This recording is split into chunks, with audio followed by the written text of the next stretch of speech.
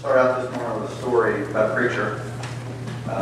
Preacher was walking down the street when he came across a group of boys, or about a dozen boys, aged 10 to 12. The boys were all in a circle surrounding a dog, and laughing and cutting up, carrying on.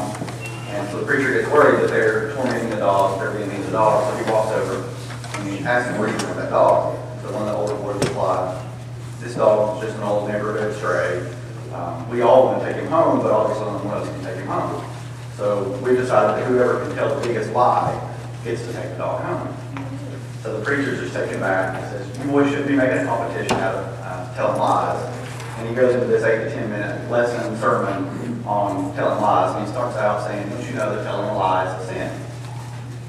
And he finishes up with his sermon and he ends with, "Boys, when I was your age, I never told a lie."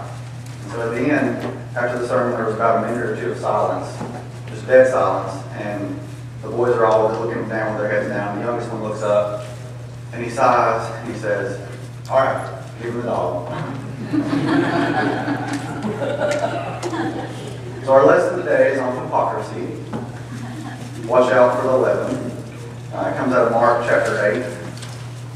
Turn over to Mark chapter 8. Earlier in Mark chapter 8, the first part of the chapter talks about the feeding of the 4,000.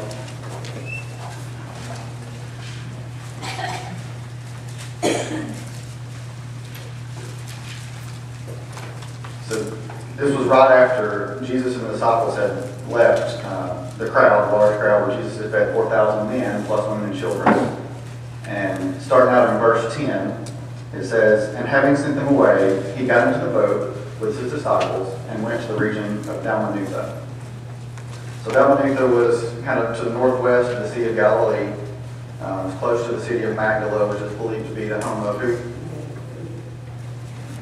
Mary Magdalene, the current day city of Migdal. So it says they went to the region of Dalmanutha. The Pharisees came and began to question Jesus. To test him, they asked for a sign from heaven. So who was it that the Pharisees thought that Jesus was at this point? What did they think Jesus was? Prophet. Did they believe him to be the Son of God? No. Did they really believe him to be a prophet at this point? Yeah, they weren't sure. They weren't sure about it. So they thought that if he was a prophet, then they had every right to expect proof from him, evidence that he was sent from God as a prophet. And so every time they approached Jesus, they asked for a sign, a miracle. Was this the first time that they come up to Jesus and asked for a sign? No. What was Jesus' response before? How did he respond in other times?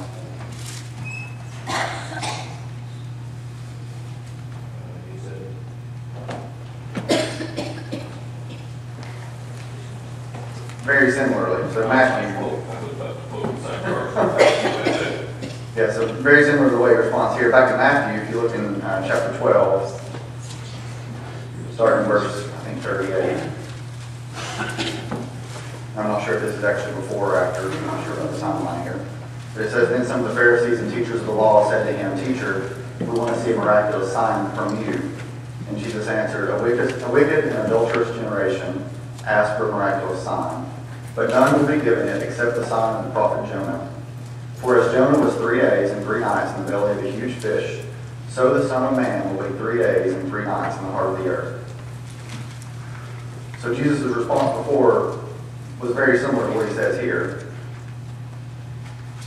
He said, "Only a wicked and adulterous generation asks for a sign." In verse 12, Jesus sighed deeply. "Why does this generation ask for a miraculous sign? I tell you the truth, no sign will be given to it." Then he left them, got back onto the boat, and crossed to the other side. So what was his response? How did Jesus react to their questioning of him?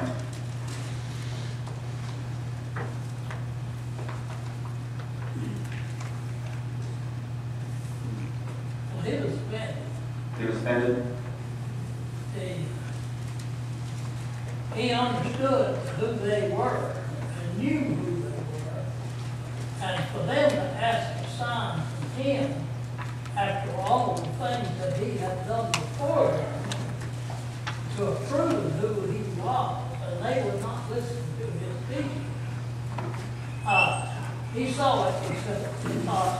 just hypocritical for them to be asking him a sign when they knew that he was capable of doing signs, and that his teaching was such that they weren't grasping and weren't paying attention to it because of their lives that they were hypocrites. Yeah, so this wasn't the first time. They were just pretenders. Right, so this wasn't the first time that he They performed. were just trying to cover up their own wickedness by asking him a favor. Right, so they were looking for proof, but he already had proof, is basically kind of his reaction is, he didn't perform miracles, he just left feeding 4,000 people from a few fish and a few loaves of bread. Before that, he had fed 5,000 people with a few fish and a few loaves of bread. He healed people, he healed a deaf man, a mute man, he driven demons out of people, so he'd been performing miracles and doing things to prove that he was the Son of God. But he wasn't doing it for the reason that they wanted. They wanted proof. They wanted him to send fire down from heaven. They wanted something that was, they just wanted to test him. The book actually refers to it, that they wanted to see a circus clown. So it's like they wanted to see just magic tricks from Jesus, that they expected him on demand. And so Jesus was offended, like he said. Jesus, he didn't want to perform miracles on demand. He had done this before. He'd been questioned before. At this point, he was kind of tired of it. And so they got back into the boat, and they went, they crossed to the other side of the Sea of Galilee. So the other side, probably, if they went diagonally, which is what was suspected, it might have been 8 to 10 miles. So it could have been a good 2 to 3 hour trip, if not longer. So, the same thing happened when Pilate ascended to Herod in the night before the crucifixion. When he saw Jesus, it says that he was excited because he wanted to see a sign. And when Jesus wouldn't do one for him, he just dismissed him and sent back to Pilate. But that was a common reaction. They were just wanting to see a sign. Right, and they were looking for an actual savior or redeemer. They were looking for a magician who could entertain them and do magic tricks and show them cool things. So in verse 14, the disciples had forgotten to bring bread, except for one loaf that they had with them in the boat. Be careful, Jesus warned them. Watch out for the yeast of the Pharisees and that of Herod. They discussed this with one another and said, "It is because we have no bread." Aware of their discussion, so I'm going to stop here. This is kind of where I had to visually get in my head what's going on. So the disciples and Jesus are on a boat. They're not on a Carnival cruise line, so they're not in separate rooms, and the disciples are not in another room talking. So it's not that Jesus is using his omnipresent power to read their minds and realize that they're all talking about, what does he mean by that? He knows that we only brought one loaf of bread. They're on a boat, probably a flat-bottom boat that they're all crammed and packed on. And Jesus makes this statement, and they'll probably all turn and whisper to each other, maybe circling up in the front of the boat, gathering, and so Jesus is sitting there watching them. It's not like he's off in another room of the boat. He's sitting there watching them. So aware of this, Jesus asked them, why are you talking about having no bread? Do you still not see or understand? And are your hearts hardened? Do you have eyes but fail to see, and ears but fail to hear? And don't you remember, when I broke the 5 loaves for the 5,000, how many basketfuls of pieces did you pick up? 12, they replied. And when I broke 7 loaves for the 4,000, how many basketfuls of pieces did you pick up? They answered 7. And he said to them, do you still not understand?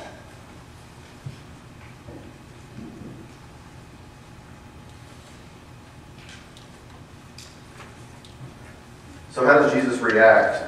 What do you think he's thinking once they ask this and he explains this to them? Do you think they get it?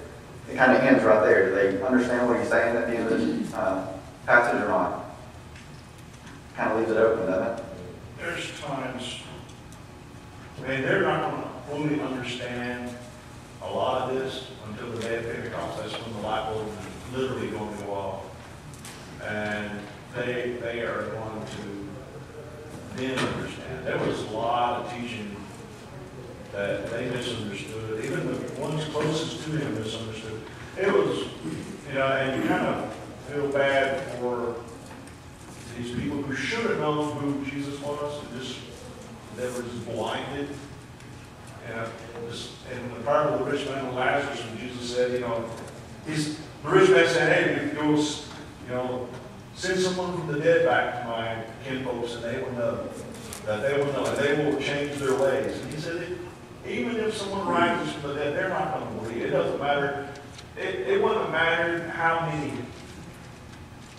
miracles that Jesus did in their presence. They were not going to believe it. And even the disciples who were with him all the time and were trying to believe it and understand everything. And they're not going to get it till the Holy Spirit's going to help them.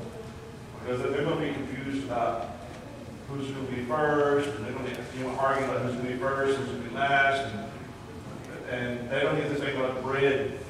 How can they be thinking Jesus is getting on to them for not bringing bread? Right. Unless they just totally disappoint. Yeah, so they're often thinking he's talking very literal when he's talking in parables. What are the words he uses in this section? What does he use to tell them, you're not understanding them? It's something we see him saying throughout his teachings. He says they have eyes but fail to see and ears but fail to hear. And so he's saying it's right in front of me. I'm telling you exactly what I mean. If you're taking it too literal, it's right here. This is what it is. How many times did he use those words before in front of the disciples and speaking to the crowds? A lot of times, right? And so he's kind of telling them, I've explained it to you. This is what it is. And they're still not getting it. They're still not understanding. Cory, there are several times in the Bible where Jesus, I don't want to say he gets flustered with them, but he gets kind of this attitude here of, you've seen everything I've done. You know what I've done. You've heard what I've taught. And yet you're still not, you're not there yet. You're not getting it. And like when he was talking to the Pharisees, before he answered the Pharisees, he sighed. There's a reason why they mentioned that he sighed before he answered. And for me personally, it helps me when I have troubles with my faith, or if I'm having troubles understanding certain things. Even the people that were there with him at the time, except people that should have understood, people that should have had the greatest faith. Right. This is a good lesson for us parents who are constantly telling our children Sure. over and over again. Good point. Gary. Well, even look at how late into the ministry they were when they were still expecting the establishment of an earthly kingdom. They still didn't understand that. Right. Yeah. And it's interesting too, what comes right before this is the feeding of the 4,000. So it's not like a couple weeks ago they left and fed 4,000 and now all of a sudden, oh no, we don't have enough bread. They just left. They're on the boat on the way from feeding 4,000 people. And Jesus said, are you really worried about bread? Do you really think we're not going to have any food to eat, we're not going to have anything to drink just because we have one loaf of bread? Go ahead, Butch. Well, like when you talked earlier, you said you had to try to put yourself in this position to understand. When I put myself there and I think about beware of Leaven, Pharisees and Leaven spirit, and then you just, how do you not understand? I probably would believe. I know they've seen all these things, but it's still hard for me to believe that I would have seen it too. I would have been taken to that group. Right, yeah. Yeah, and keep in mind too, this was, there was no educational system during that time. These were mainly a bunch of fishermen. They probably weren't very educated men. And so they're not picking up on the parables as easily as it is pretty absurd though, for them to say, hey, he's getting on to us not bringing bread. When obviously, he's essentially making baskets full of feeding thousands of people twice, not just once, twice, with just a handful of items. He's obviously, I don't need you guys to bring bread. And I'm going to take care of your physical needs. Do you not understand? I'm going to take care of your physical needs. But even greater, I'm going to take care of your spiritual needs. And that's what I think I think actually Jesus does get frustrated and flustered a lot with them because when he asked them, they said, Lord, increase our faith. He said, if you've got faith, just as the size of a mustard seed, so it's kind of like, okay, you don't even have that much yet. So, he says that it doesn't require an overabundance of faith to accomplish these great things. You just need to believe. Going back to Butch's point, putting yourself in that position. So it's not like they weren't thinking about it. He made the statement, Jesus made the statement, beware of the the use of the Pharisees and that of Herod.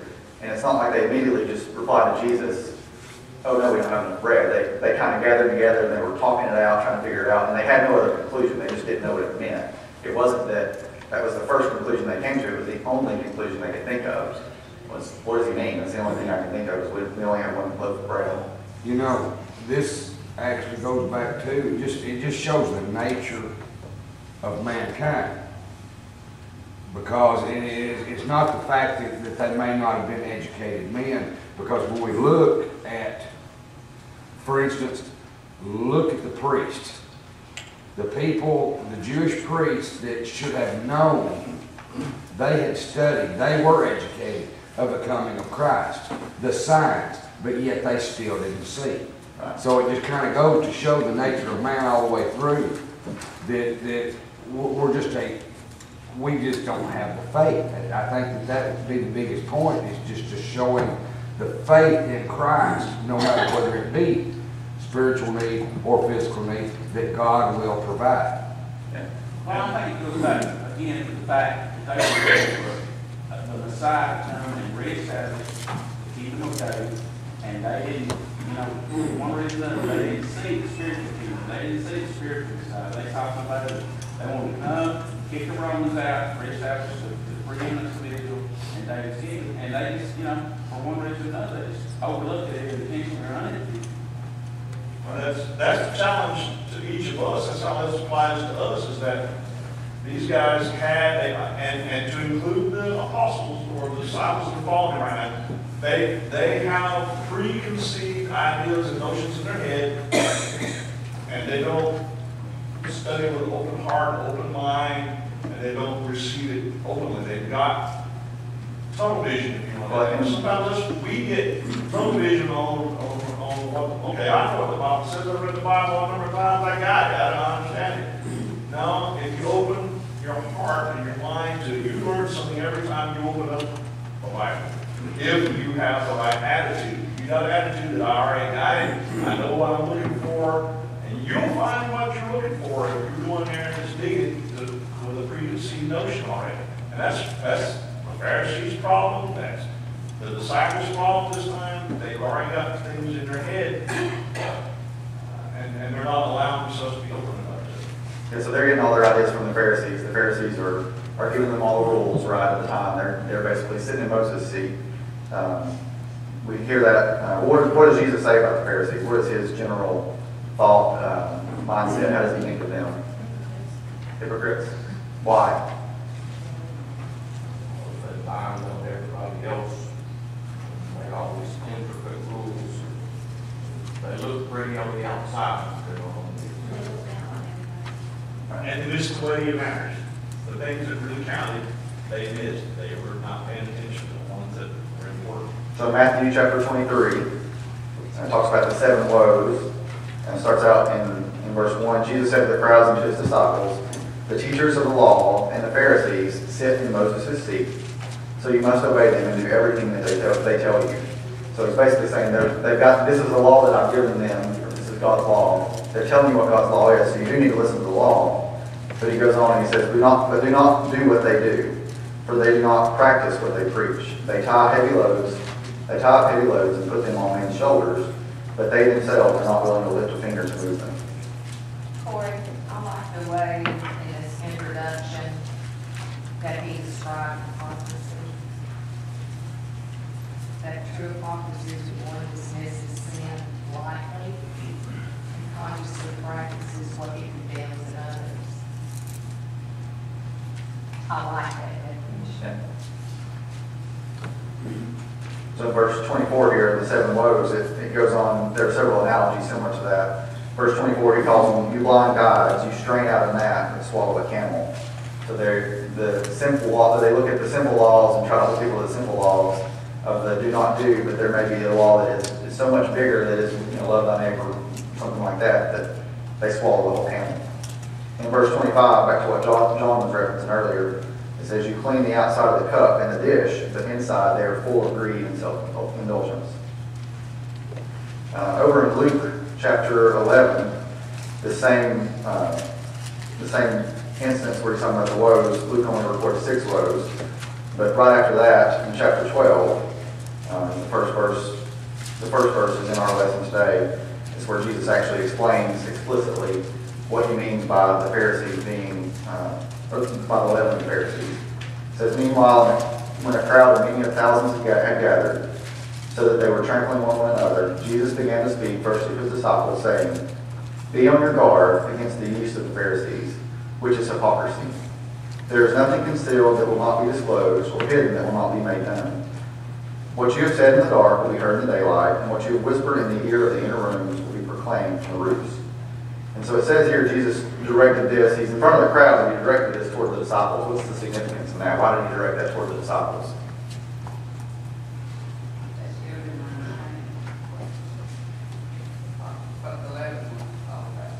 And they didn't understand. Was it more important for them than it was for the crowds, maybe? But if anybody needed to get it, they needed to get it because they were going to be the ones trying to carry on after he was gone. They were basically his representatives, right? So like the Pharisees at the time, the leaven of the Pharisees, he's saying, don't be like them. Don't be hypocrites like the Pharisees. You guys are my disciples. You are what people see me through. So don't be like them.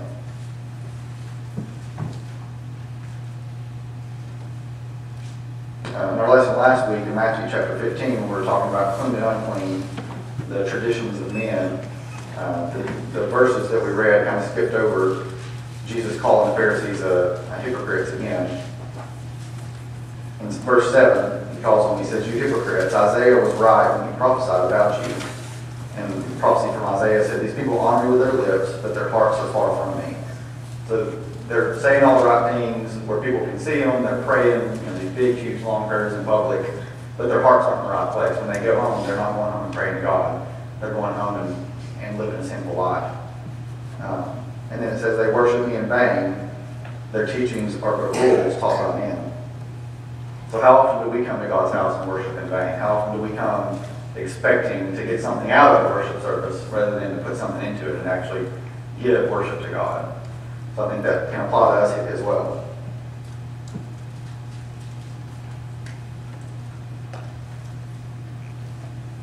What is a hypocrite? What is a hypocrite? I like Johnny's definition, the one from the book. I don't have it open. You have it open? The introduction. True hypocrisy is when one dismisses sin lightly, consciously practices what he condemns in others, and then the next statement, true hypocrisy is more concerned with action from men than with learning God's will and faith. So an example is a big forest. In the forest you'll find all kinds of different sizes of trees, types of trees. And you've got some trees that tower over the others, right? The big, huge, tall trees that just look like this big, strong, mighty thing. And often loggers actually won't cut the huge trees down when they're going in and logging an area. They leave them. Does anybody know why they leave the big trees? A lot of times the big trees are actually the ones that are rotten. They're the ones that you see in children's storybooks with the raccoon sitting in them. It looks like they're this big, huge, strong on the outside, but on the inside they're hollow and rotten. So that is the essence of hypocrisy, appearing to be strong on the outside, but being weak on the inside. I think the word comes from play actor.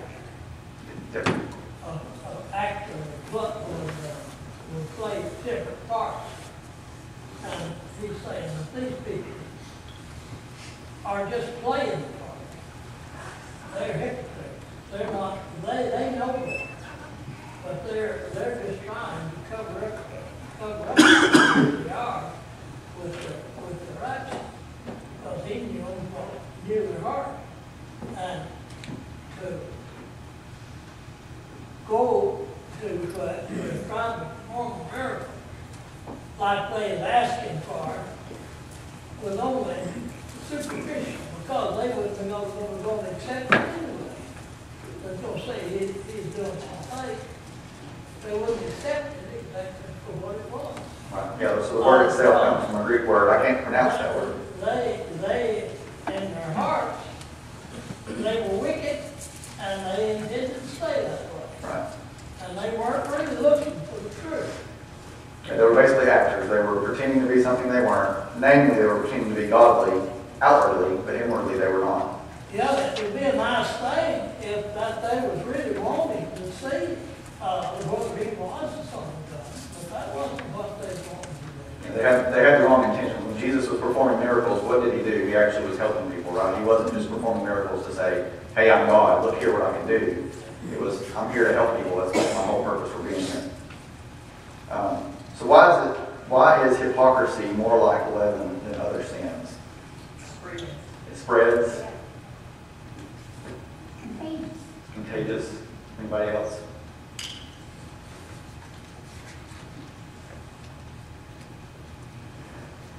So hypocrisy is not merely letting yourself be drawn away and enticed into sin, like James says.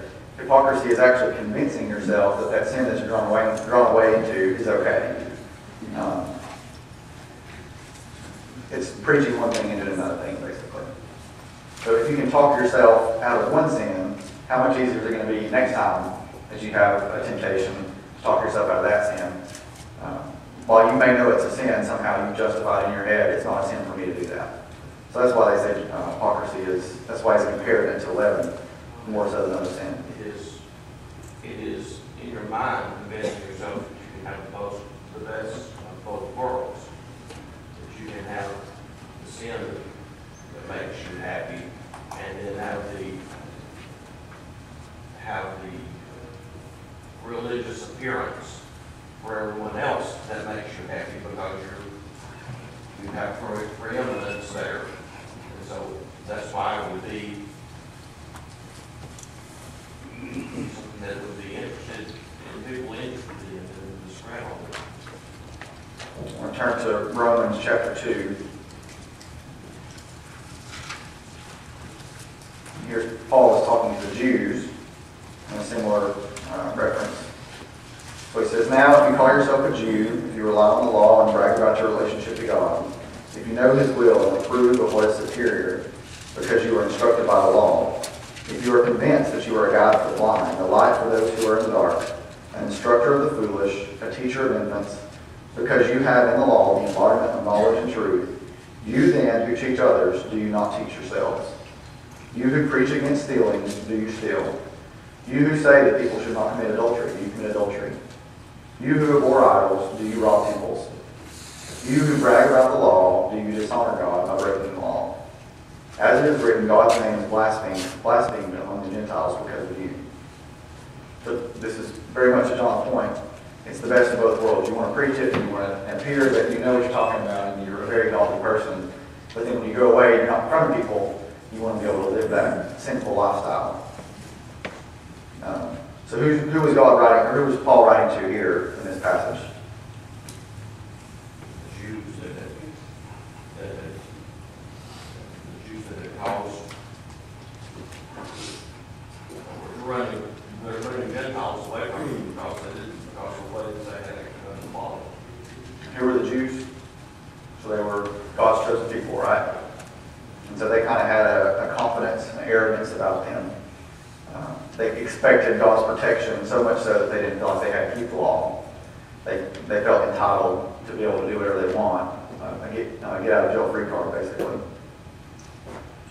It goes on in this passage to talk about a man that's not a Jew if he is only one outwardly, but only if he is one inwardly. And then it says something about living by the Spirit, not by the written code. So back last week's lesson, we talked about the traditions of men. Are we as Christians focusing on the right things or the wrong things? Are we looking for rules to go by, and are we not, or are we living by the Spirit? Are we coming to church for Billy to stand up here and tell us how to live our lives, what things to do and not to do? Or are we coming to church to increase our faith and to live by the fruit of the Spirit?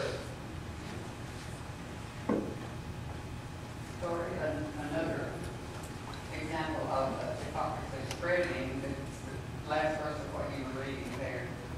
As it's written, God's name is blasphemed among the Gentiles because the way the Jews were acting because even the Gentiles were blaspheming God's name. So the leaven spread. Is that true of us today in the church today? Are we our worst enemy? Is it because of us that a lot of people won't come to church and won't read God's Word? So how do we, as modern Christians, fail to see with our eyes and hear with our ears? Back to the passage that we're discussing today in the lesson. What are some ways that we see things today, going on today, not scripturally, but what's going on in our lives today, that we fail to see and fail to hear what's actually happening in front of us that God's doing? But just like, not necessarily this congregation, but Christians in general, when you go into the Bible and you, like Dad was saying before, like you're looking for something, like there's the whole, whether baptism is required or not, there's all kinds of verses that are misconstrued and taken different ways because people are going in with a tongue and they're going in looking for something. And the Church of Christ is not innocent of that. There's Church of Christ traditions that aren't necessarily what God intended, and we have to be cautious of that, to not go in with blinders on and have those heart and open mind. I'm sure you've all seen the cartoon before, the man kneeling down, praying, saying, God, please protect me. And he gets up and walks off, and a pebble hits him in the back of the head, and he stands there crying, saying, why, God, why? And he turns around and looks and sees Jesus, and Jesus is standing like this, and he's walking all these big, huge boulders and hitting the guy. And he turns around and says, oh, I'm sorry, did I miss one? Are you okay? So oftentimes we want to blame God for not protecting us when really we don't have a clue what he's really protecting us from.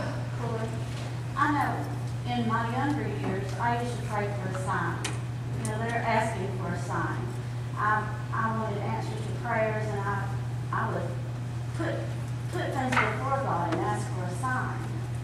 And it really wasn't until my faith increased and my understanding increased that I realized that I was kind of doing the same thing that they were. He's already given us everything we need to know. He's already taken loaves of bread and fed 5,000 people. I shouldn't be asking for any more signs. I should have faith. And he's done it today in our lives too. That's the point. Right. We fail to see what all he's doing for us today. We can look back and say, he did all these great things for them, and they failed to see what he was trying to tell them. But we do the same thing today.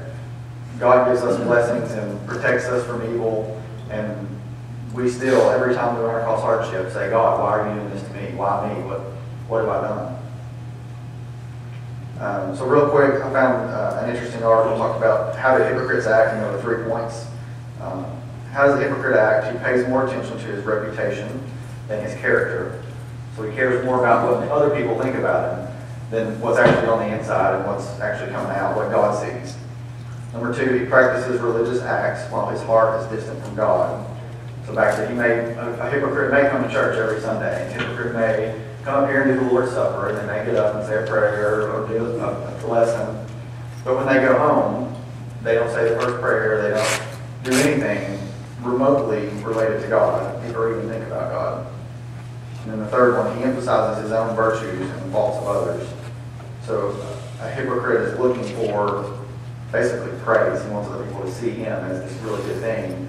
At the same time, they want to point out the speck in his brother's eye when he's got a plank in his own eye, right? In Paul's letter to Titus, he warns against the Cretans. He says they claim to know God, but by their actions they deny him. Paul says they are detestable, disobedient, and unfit for doing anything good. So how do we avoid hypocrisy? How do we keep ourselves from living hypocritically? Turn over to James chapter 1.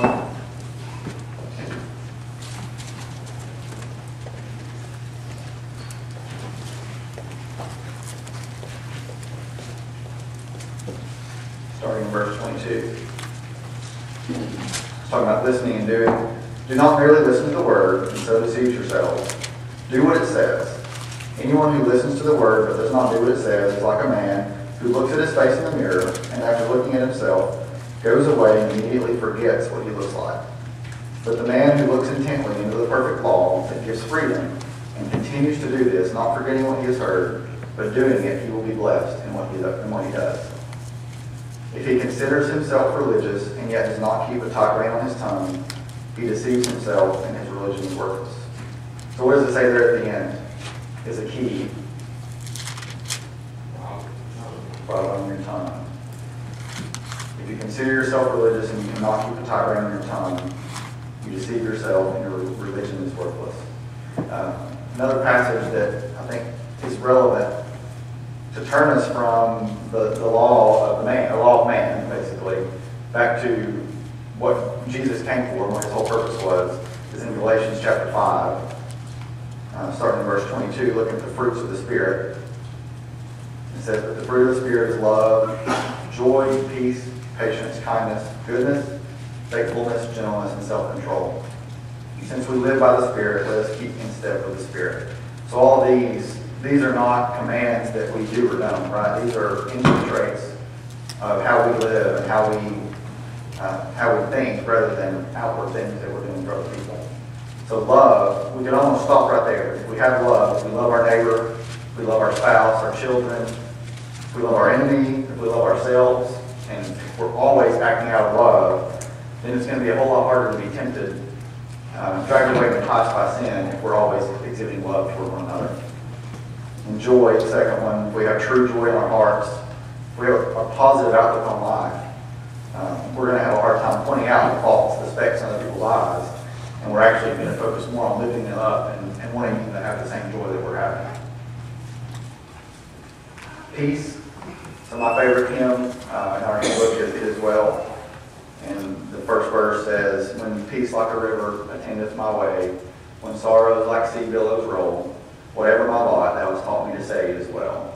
So peace is more than just when things are going well. Peace is when things aren't going well, knowing that God has it, that Jesus is standing there protecting us from all these boulders, trying to make sure that nothing gets through.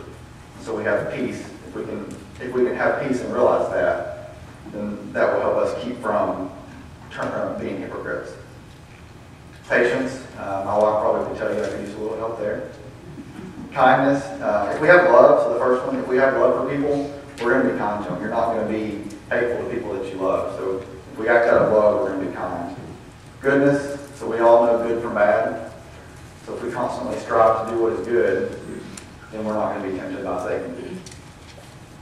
Faithfulness. So this one, don't forget who you are, regardless of where you're at. You know, on Friday night, Saturday night, if you're out with your friends, you're probably not thinking about being in church on Sunday morning. You may not be thinking about God. But if you're truly faithful, regardless of where you're at, remember who you are and act as a child of God. Gentleness, and the last one, self-control. Back to the passage in James earlier, I think self-control is the hardest one. We can have love, joy, peace, patience, but if we do not have self-control, not only will we fall, but we're going to cause others to fall as well, because they're going to see us boasting about how good we are, and then we don't have the self-control ourselves to live out what we preach.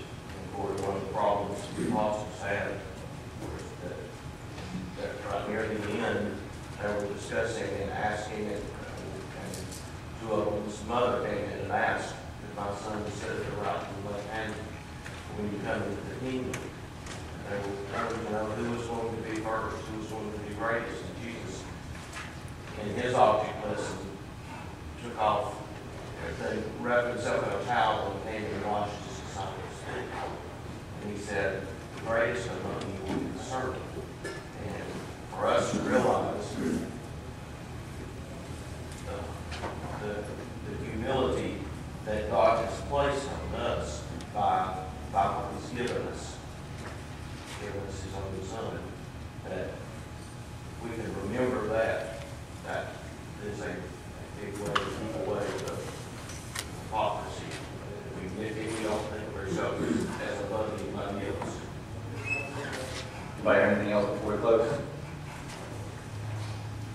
Okay, next week, Scott will be back up here. I'll be at the beach.